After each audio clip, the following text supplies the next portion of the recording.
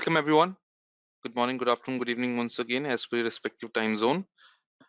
This side Sayam Negi and I'll be your speaker for the day, and we'll be talking about the topic which is how to start cybersecurity career in 2023. Right. So more specifically, this is just for the one those who are quite of a new or those who want to land a job in cybersecurity. We'll talk about them. Right. So we'll talk about some you can say basics like quite of a prerequisites or some basic terminologies we'll encounter. Okay, we'll go through them and some certifications. We'll discuss about the path and some job roles, and that would wait for it. Right. So along with the career guidance, we'll also see some terminologies which you will oftenly hear or you'll encounter while your career in cybersecurity. Okay, so we'll just go through them. Before we talk about them, let me just give a quick brief about myself. As I mentioned, this is Sanyam and I'm from Infosec Train, and I have been a part of cybersecurity training field for a couple of years as of now. If we talk about the career or how to start the career in cybersecurity, right?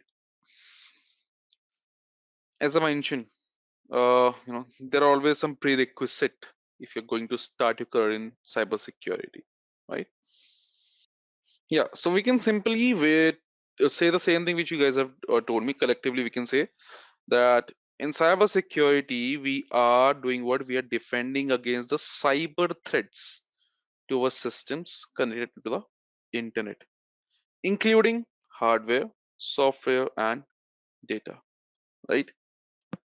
So cyber professionals, you can say in terms of cyber security, we think like an hacker or protect from those kind of attacks, or they take their mentality into the picture. Information security deals with the protection of data, more specific, right? So you can say physical security also will take it into the consideration when we talk about in terms of cyber security. So whenever you are trying to protect against any illegal access to data centers or to your systems or digital systems, protecting from these kind of an online threats or attacks, that is what your cybersecurity comes into the picture, right? It helps you to maintain a very good security posture within the organization. Cybersecurity is getting on demand also. Why? I would say because post pandemic specifically, guys, like during this pandemic and after that, the number of attacks has been increased rapidly. Okay, so I was reading this article that the number of attacks which has been occurred on pandemic and after pandemic, it's just twice the number of the attacks which has been done in the past 10 years. That much amount of attacks are being happening every now and then. If you I will provide you some websites if you want. If you can open them, you will see hacking news. This company got hacked, this company got hacked, government website got hacked.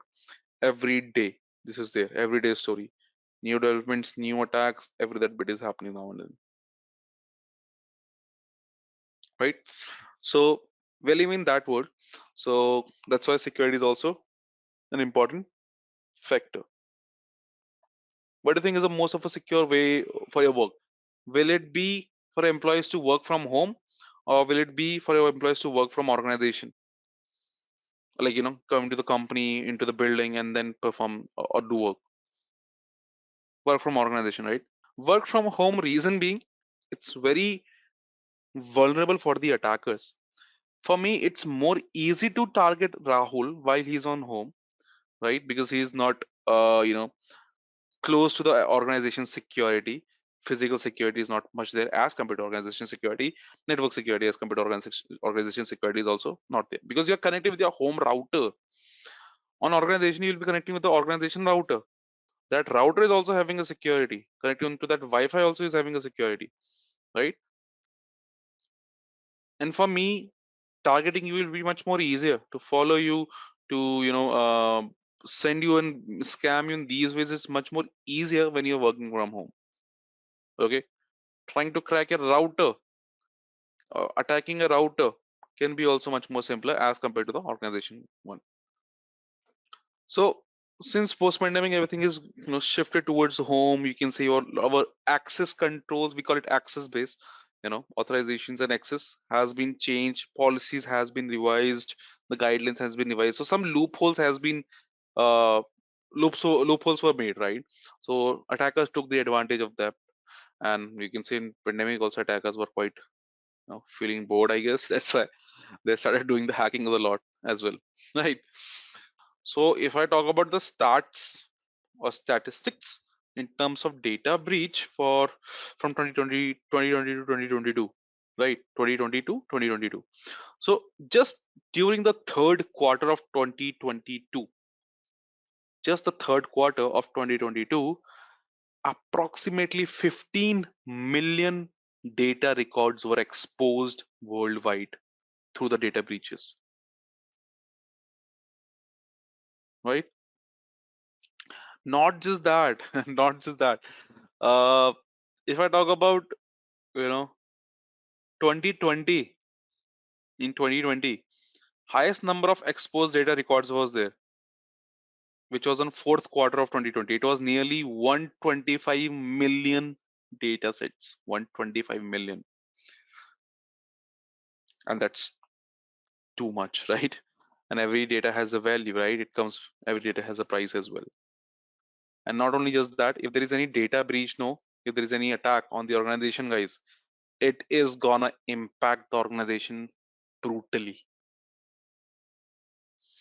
So when I'm saying, in order to start a career in cybersecurity, you can say to start your career in cybersecurity, prerequisites are like, learn the fundamentals of systems and networks, install VMware on your laptop if you haven't already, keep yourself updated, read like crazy, because as I mentioned, this threat landscape, it keeps on changing drastically, guys. Okay, every now and then new things are being there, new things are being evolved, right? So if you talk about, fundamentals is quite important, right? You have to know about the basics. It's quite an important factor. You should know about the fundamentals of systems and the networks as well, okay, before you land a job, or if you're trying to start a career in cybersecurity, at least have some basic grounds of that, right? I would say qualification is a part uh, as well. uh, Basically what I meant with that is, like, for example, technical background would be helpful. I'm not saying it's mandatory, but helpful. If it's not, then efforts would be doubled in short. Okay, so there's considerable shortage of, you can say, qualified cybersecurity experts who can handle common cybersecurity concerns, right? That's why there's a quite requirement over there, right? For example, in Uber hack was there, if you guys know about it. Uber hack was there, and if you would have seen their LinkedIn page, the job requirement within 30 minutes of a hack, it was like crazy. And they were offering, they were willing to offer huge amount of money as well for the job, but the requirement was there because they got hacked brutally. So these things I'm talking about, right? So this work career in cybersecurity can be challenging and rewarding as well. It is rewarding as well, right? So many businesses look out for the qualified cybersecurity specialists as well. So as I was saying, bachelor's degree in a technical field is the prerequisite as well. But if you don't have a relevant degree, you can still begin your cybersecurity adventure by obtaining necessary cybersecurity certificates, okay, or knowledge about it, right? So to launch, um, you know, to launch and advance a cybersecurity profession, you will also, need to have a few additional skills, including networking. I was saying, know about the systems, know about that areas as well, right?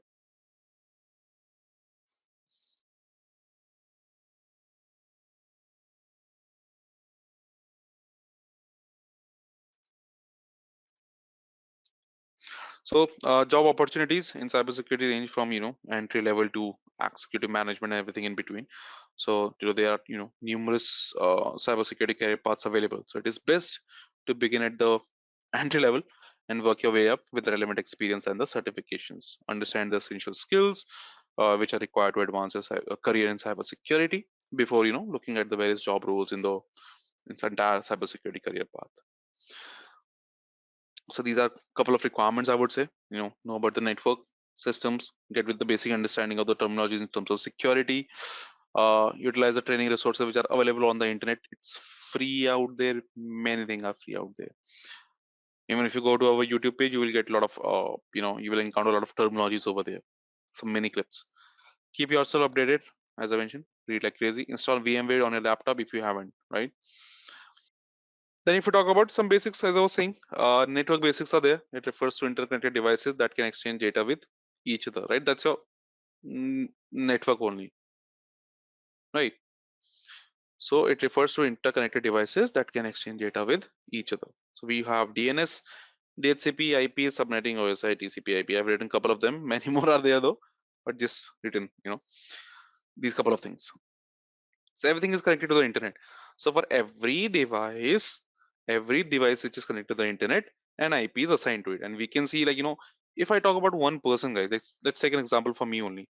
I have a mobile phone, smartwatch, laptops are there, right? Three basic things I'm saying, in which internet is there. So I'm holding three things which in which internet can be connected as of now.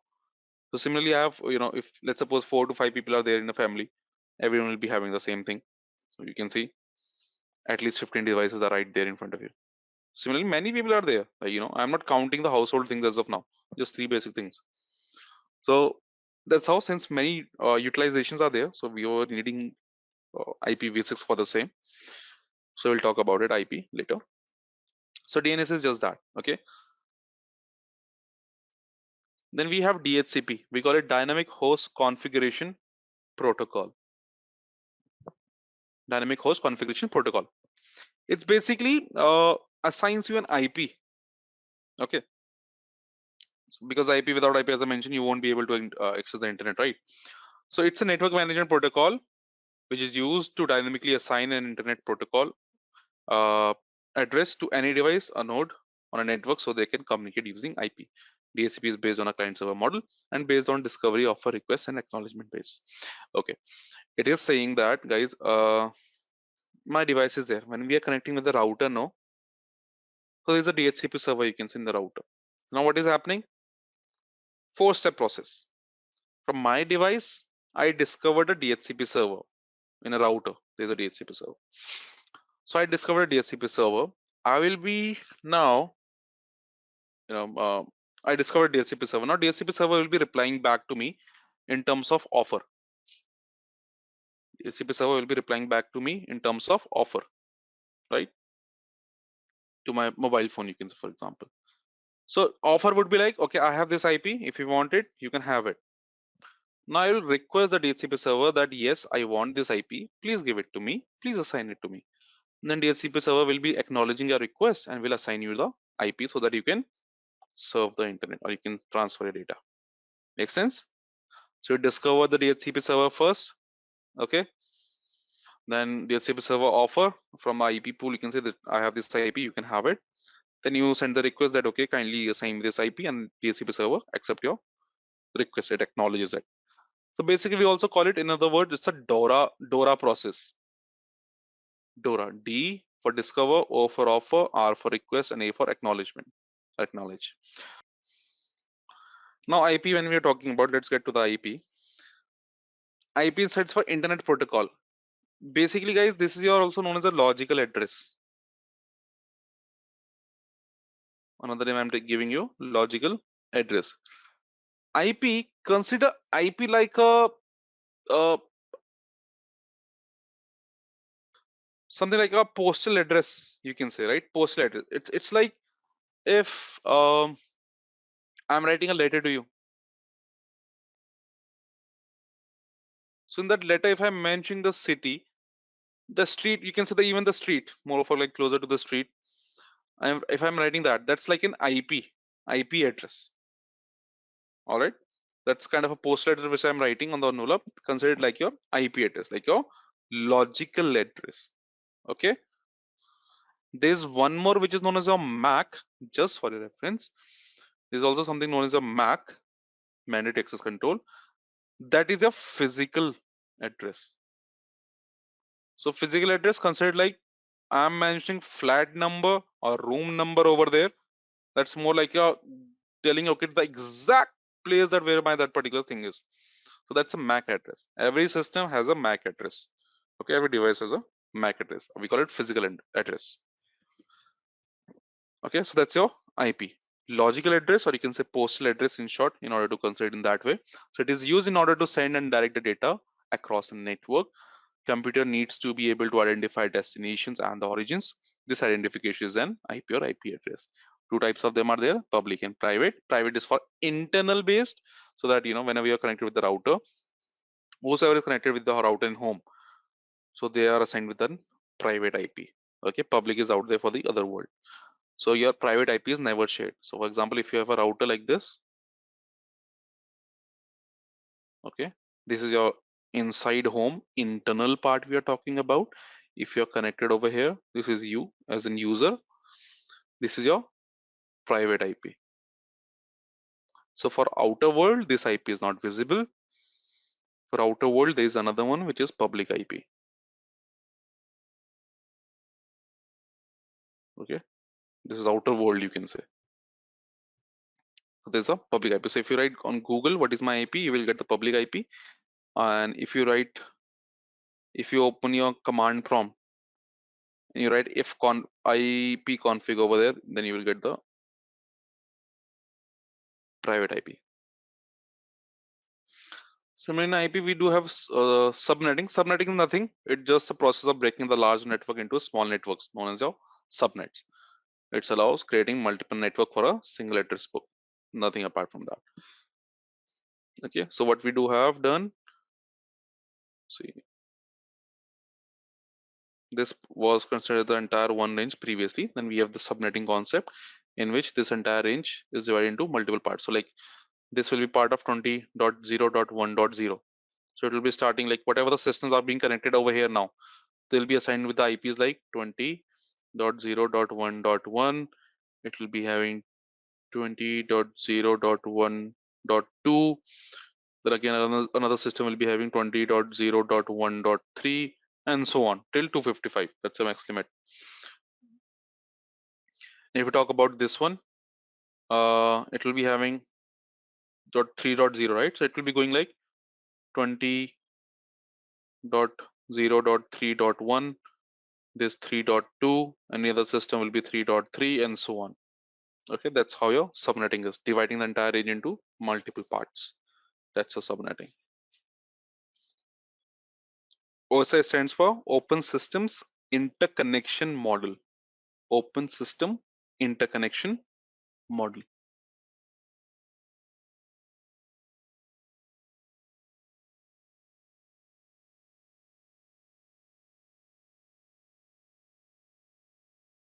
Basically, it is defined with the 7 layers, guys. 7 layers are there. Names are mentioned over here in front of you. So 7 layers are there, starting from the layer one. See, numbering is also done, and every time it is started from the bottom. Layer one is a physical layer. Layer two is a data link. Layer three is network layer. Layer four is a transport. Layer five is session. Layer six is your presentation, and layer seven is your application layer. In case if it's hard to remember in this way, there's another way to do it. In case if you're foodie like me, you will find it easy to remember in this way. Please do not throw sausage pizza away. Please do not throw sausage pizza away.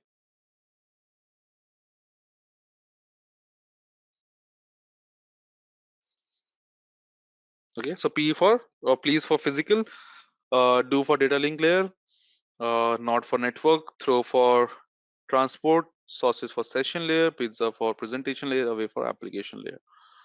Okay, every layer has a different working. Just to let you know, OSI layer is for reference purpose. It was never practically implemented. Okay, OSI layer is your just for the reference purpose. It was never practically implemented. All right, so it has 7 layers as mentioned over here.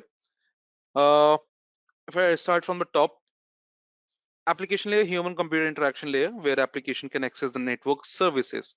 For example, if I'm opening a web browser, that's an application layer. Okay, if I'm opening a Google Chrome, that's a application layer interaction. You can say if I'm opening an Gmail, application layer interaction over there, right? So that's what it is. Presentation layer, on the other hand, ensure the data is in a usable format and is where the data encryption occurs. So it tells you, it makes sure that your data is safe while it is being traveling in the network as well, right? It can be in a safe format. Encryption means your data is, in short, safe. Okay, the confidentiality is being maintained of your data. That's what encryption does.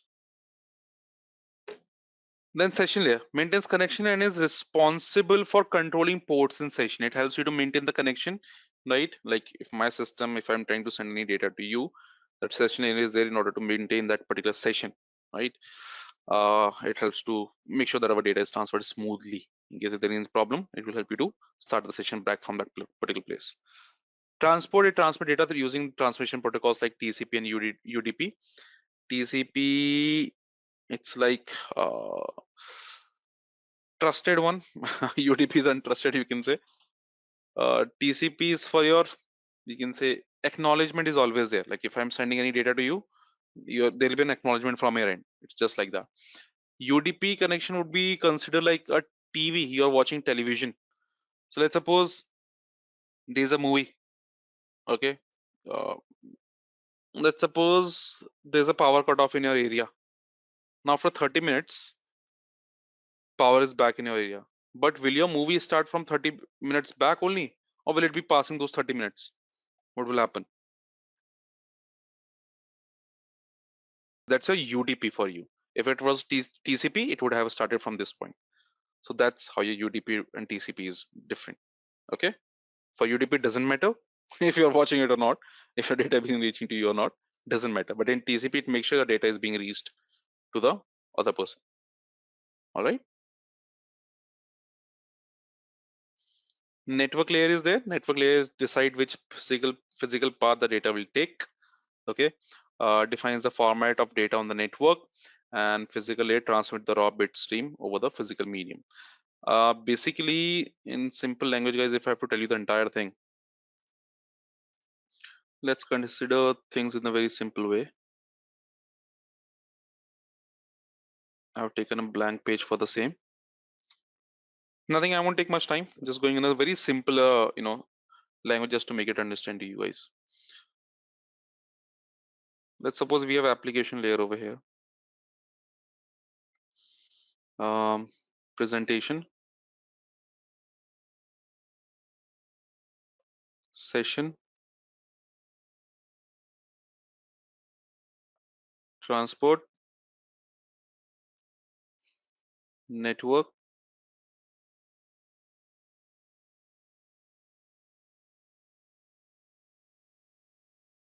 So let's do one thing. Let's assign these layers a person name, right? Same thing I am consider over here also. Application, presentation,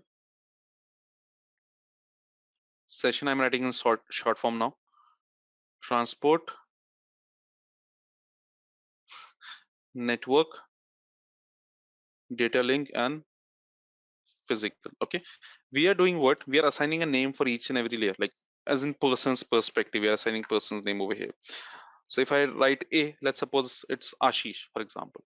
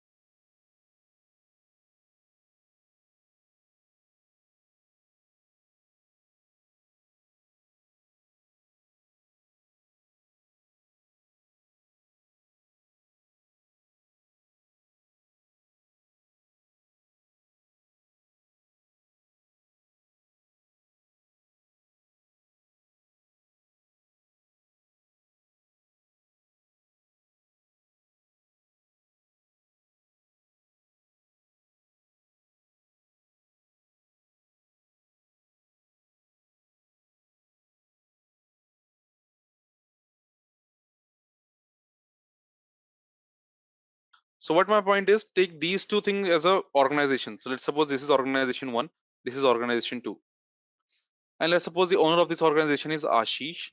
Over here, the owner of this organization, let's suppose it's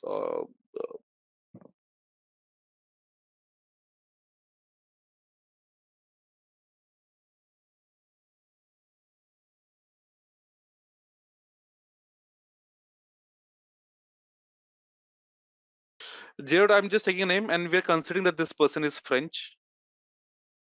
Okay, he's from France and he can understand only French language. Whereas Ashish is from India and he can understand only Hindi. We're taking these two things into consideration. Now there is a business deal. Okay, Ikram, yeah, this will be on YouTube. So now there's a business deal which has happened between Ashish and Jared. Like, they want to do a business or something. So Ashish did what? Ashish drafted a 400 page of document for Jared. Okay, but the thing is that page has been documented in your Hindi only. Okay, that has been dropped in your drafted in your Hindi only.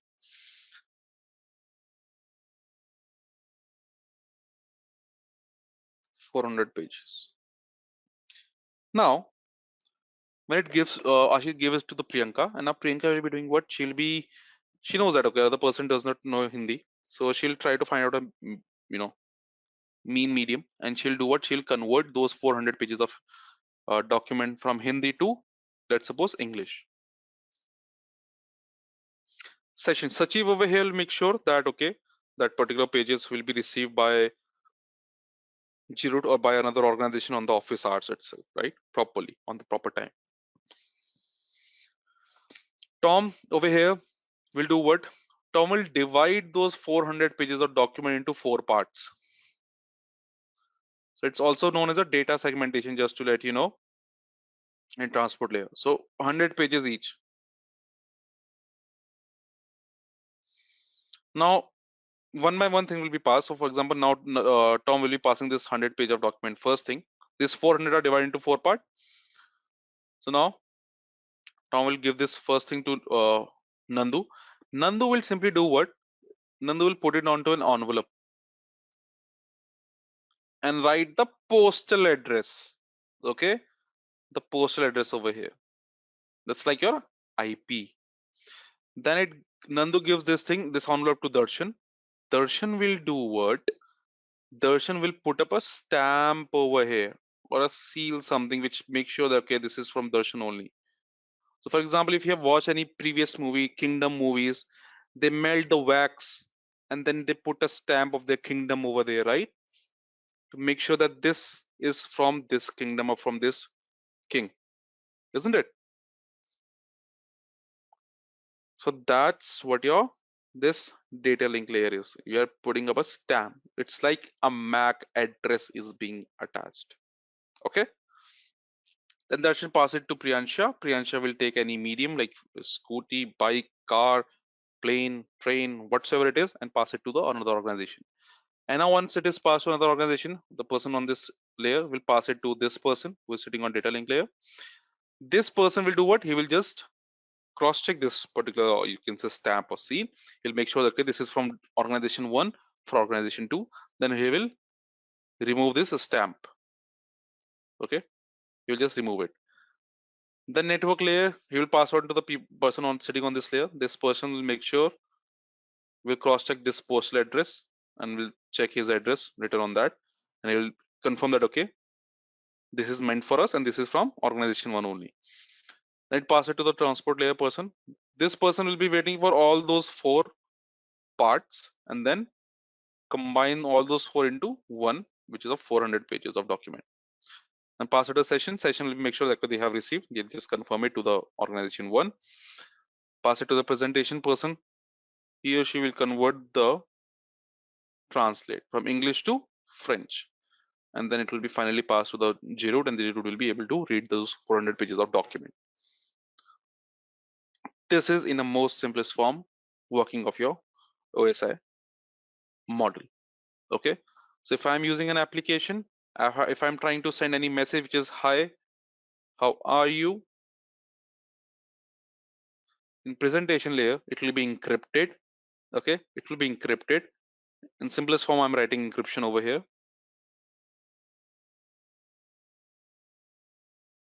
Okay, then session will be maintaining the session. Okay, transport will be just divided into segments, as I mentioned. So it will be just like this. IH underscore is represented as in space only. It is representing space for us.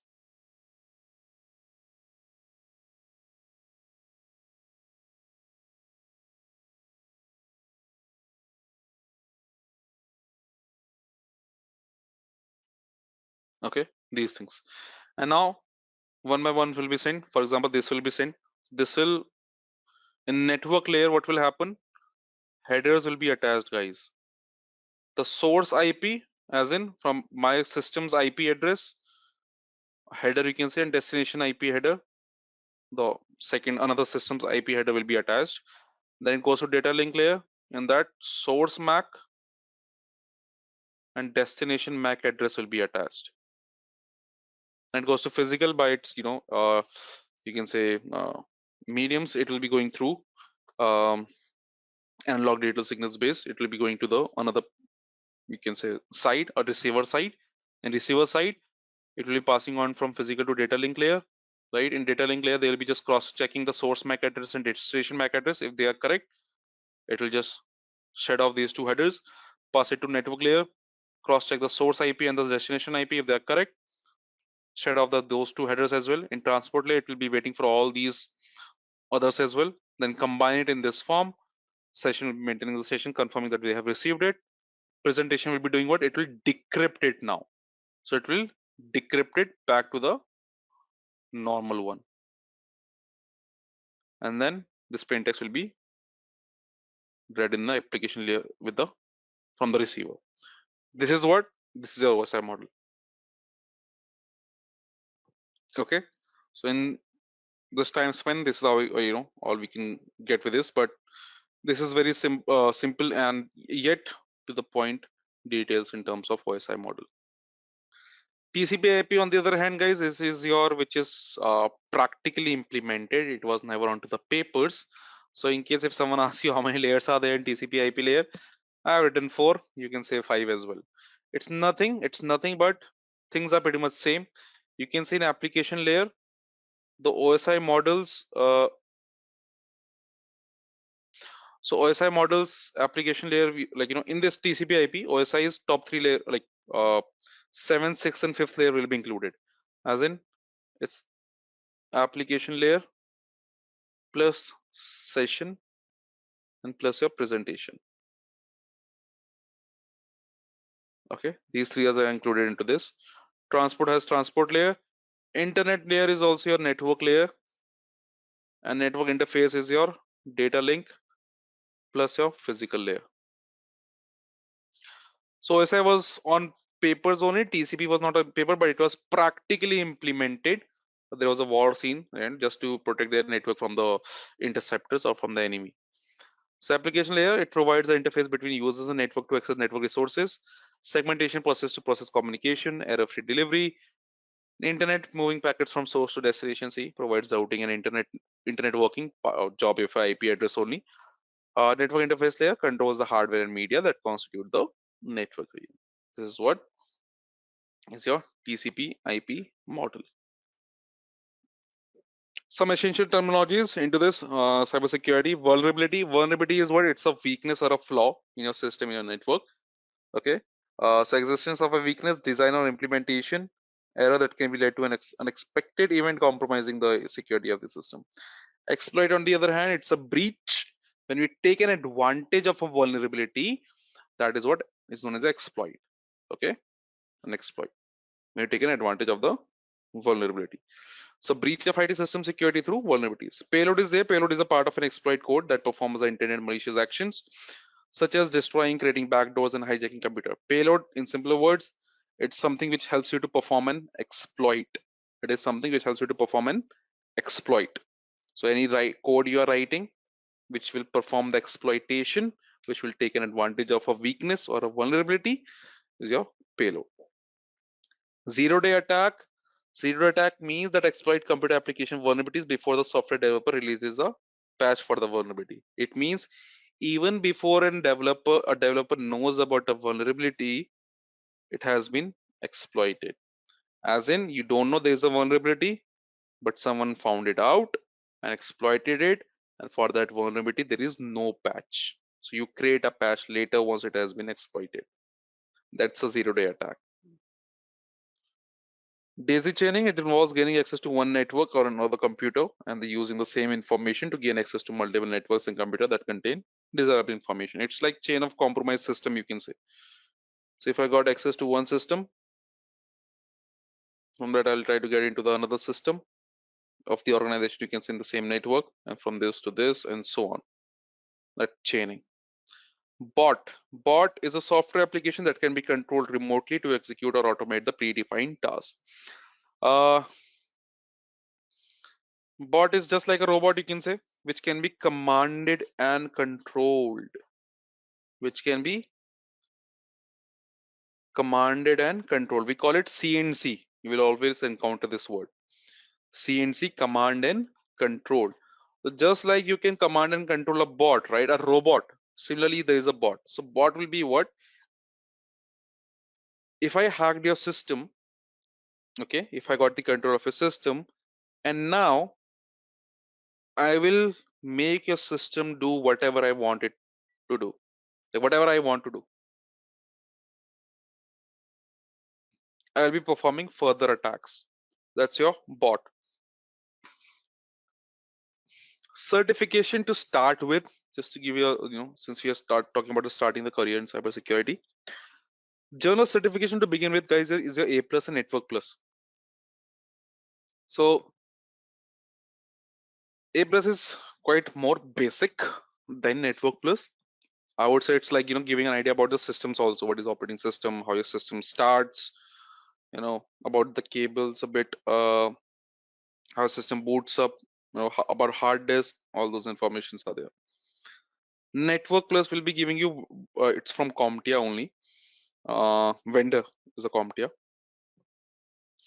It gives you information about the network, kind of a basic, before you land up into cybersecurity, I would say, or certification, which gives you an understanding of the network. Because network, guys, network is like a pillar. So whenever you create a house, right? Whenever you're creating your house, we always define some pillars first, right? On the basis of those pillars, only your house is holding everything, right? But yeah, that's also good certificate. CCN is quite good. Anyway, but what I'm trying to say is network, on learning about the networking is quite an essential part because it's a base pillar for the entire cybersecurity. Okay, it's a pillar which is holding the entire thing. Then we have certification that come under offensive, certification that comes under defensive. See, your cybersecurity was, I was saying this thing only from the start. Cybersecurity world is divided into two parts: offensive,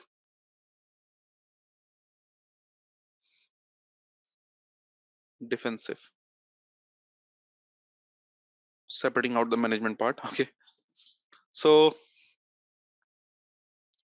offensive would be like the word which we hear a lot: hacking, cracking the network, getting the unauthorized access, or breaking into it, finding a vulnerability, all those things.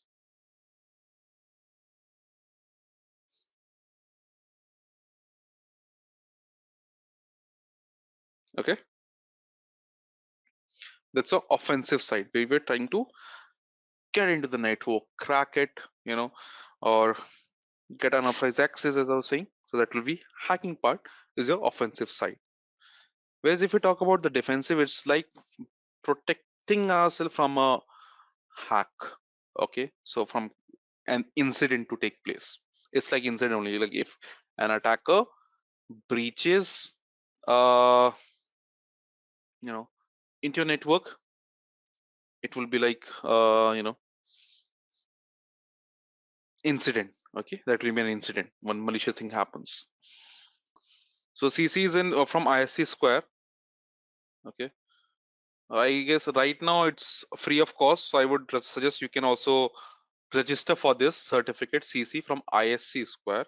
I would recommend this for everyone. It's free of cost. Kindly do it. Materials for learning are also provided on their portal, right? They're also there in the portal. The content, the material to learn about it. Recommended videos or lectures will be provided into your YouTube. can definitely find it out there. It's more talk about in terms of identity and access management, routers, firewalls, OSI layer, and all that thing only. Okay. Now, if we talk about, yes, I was saying offensive is hacking, defensive is to stop from those kind of an hacking, right? To stop the incidents from occurring within the organization, like defending, shielding ourselves. So for offensive, we have CH and Pentest Plus. It is from EC Council. This is from CompTIA again. Both are well known out there, and they are both from two different vendors. Talking about terms of starting a career in offensive side. Dedicated time and efforts are required, so you can start learning on your own. Once you get the idea of an offensive side or hacking side, you can start learning on your own. You can go for the portals like Hack the Box. Starting from the basics for these things, we have portals like Try Hack Me.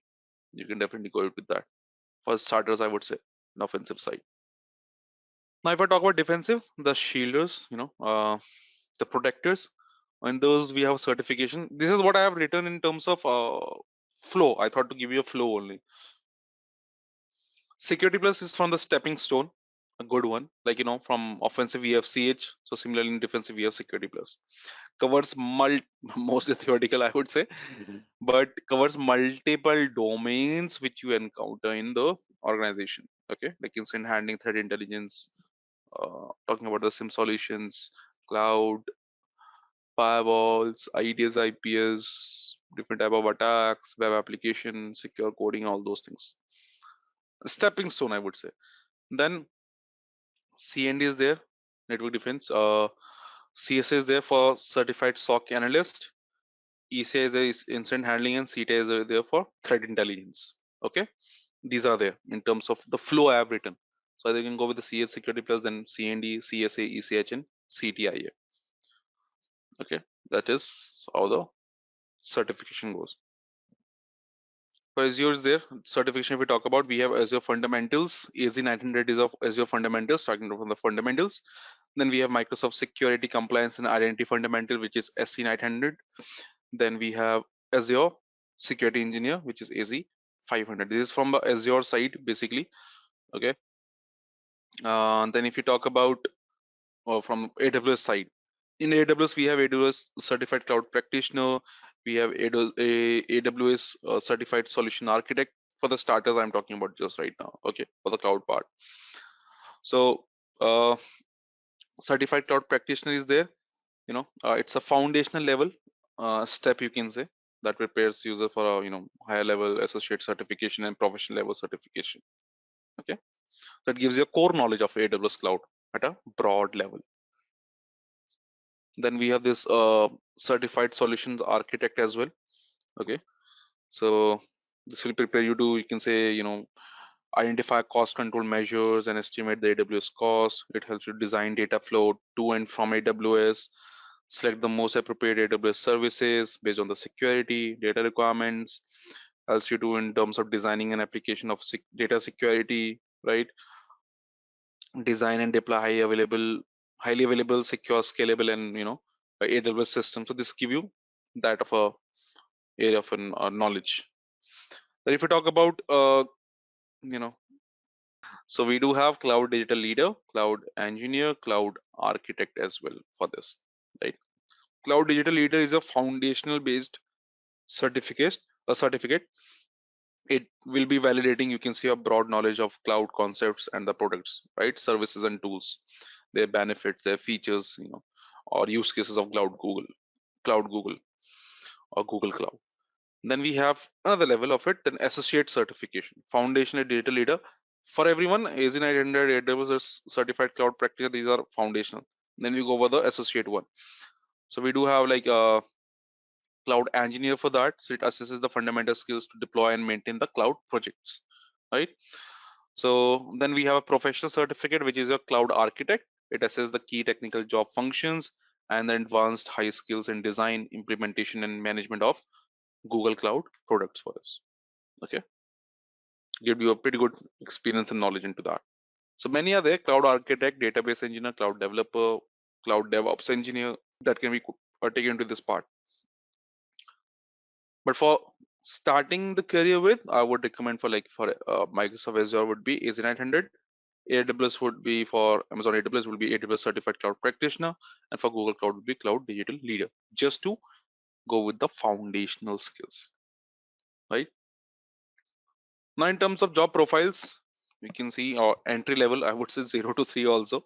1 to 3 I've just mentioned in terms of as the we see often in the job profiles. Cybersecurity analyst, cybersecurity risk analyst, SOC analysts are there, right? Salary can be up and down, so but generally 42,000 to 50,000 mentioned. Uh, these are analyst job in the entry level. You will always find this. SOC analyst, if I have to talk about, would be like uh, L1 analyst. We can say levels are there for SOC analyst. Even after pen testers can be there, junior pen testing or junior pen test can also be part of it, right?